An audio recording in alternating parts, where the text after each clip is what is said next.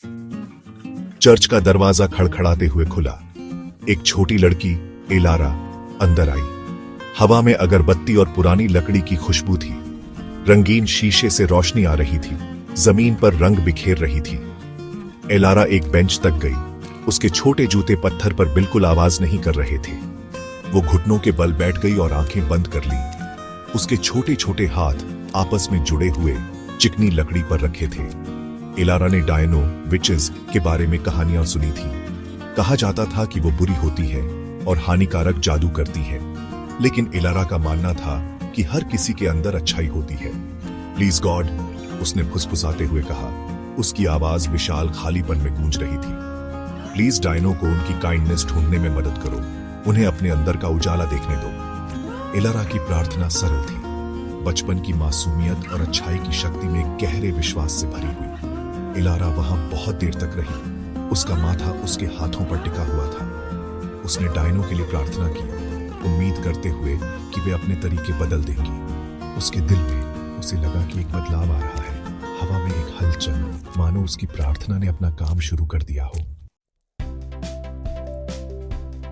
एक अंधेरे जंगल में दुनिया से छिपा हुआ डायनो का एक समूह रहता था। वे एक छटकती आग के चारों ओर इकट्ठा हुई। उनकी परछाई लपटों में नाच रही थीं। हवा में जादू की गड़गड़ाहट थी, अजीब जड़ी बूटियों और फुसफुसाते मंत्रों का मिश्रण। एगाथा, सबसे बुजुर्ग और सबसे शक्तिशाली डायन, ने अपने हड्डी जैसे हाथ उठाए। बिजली आकाश में कौंधी, उसकी हरकतों की नकल करती हुई। बाकी डायने हेजल और विलो विस्मय और डर के मिश्रण से देख रही थी। वे एगाथा की शक्ति से ईर्ष्या करती थीं, लगातार उसकी अप्रूवल पाने के लिए होड़ लगाती रहती थीं। आज रात हम भूलने की एक पोशन बनाएंगे, एगाथा ने कर्कश स्वर में कहा। उसकी आवाज सूखे पत्तों की तरह हवा में सरसराहट जैसी थी। हेजल, मूनफ्लावर की पंखुड़ियां। हेजल खुश करने के लिए उत्सुक, झिलमिलाती पंखुड़ियों को बुदबुदाते हुए कढ़ाई में डालने के लिए दौड़ी। विलो, उसकी आंखें सिकुड़ी हुई, एक गांठदार छड़ी से पोशन को हिलाया।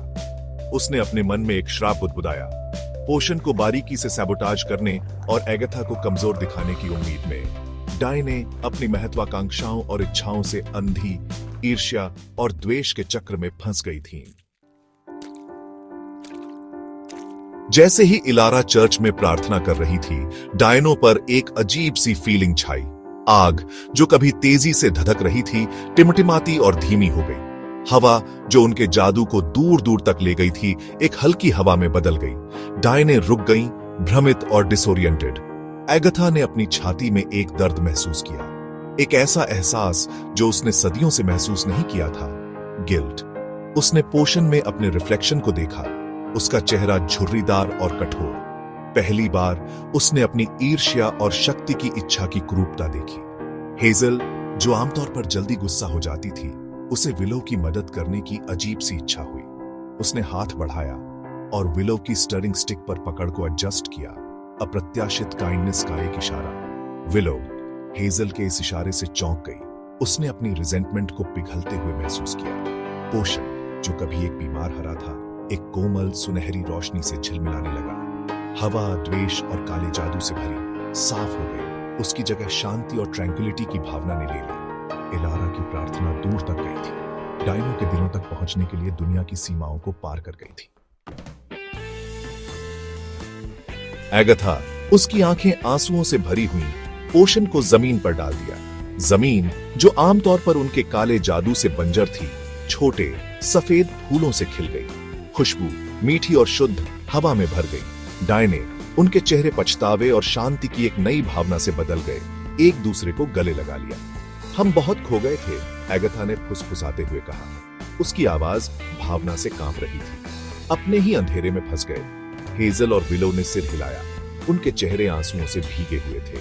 उन्होंने अपने तरीकों की गलती, उनके द्वारा किए गए नुकसान और अपनी परस्यूट्स के खालीपन को महसूस किया। डायने हाथ मिलाई, फॉरगिवनेस और प्यार का एक सर्कल। उन्होंने अपने जादू का इस्तेमाल अच्छे के लिए करने, उस जंगल को ठीक करने की कसम खाई जिसका उन्होंने नुकसान किया था, और जहां भी वे जाती, काइंडनेस फैलाने। इलारा की प्रार्थना ने उनका जादू नहीं छीना था, बल्कि उसने उसे बदल दिया था, अंधेरे को उजाले में बदल दिया था।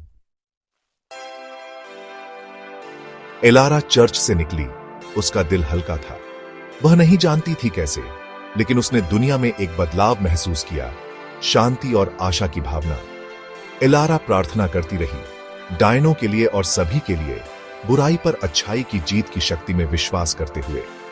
इलारा और डायनों की कहानी हमें प्रार्थना की अविश्वसनीय शक्ति और फॉरगिवनेस के महत्व के बारे में सिखाती है। यह हमें याद दिलाती है कि हर किसी में अच्छाई की क्षमता होती है, चाहे वे कितने भी खोए हुए क्यों न लगे। और सबसे महत्वपूर्ण बात, यह विश्वास की स्थायी ताकत और दुनिया के सबसे अंधेरे कोनों में भी प्रकाश लाने की उसकी क्षमता पर प्रकाश डालती है।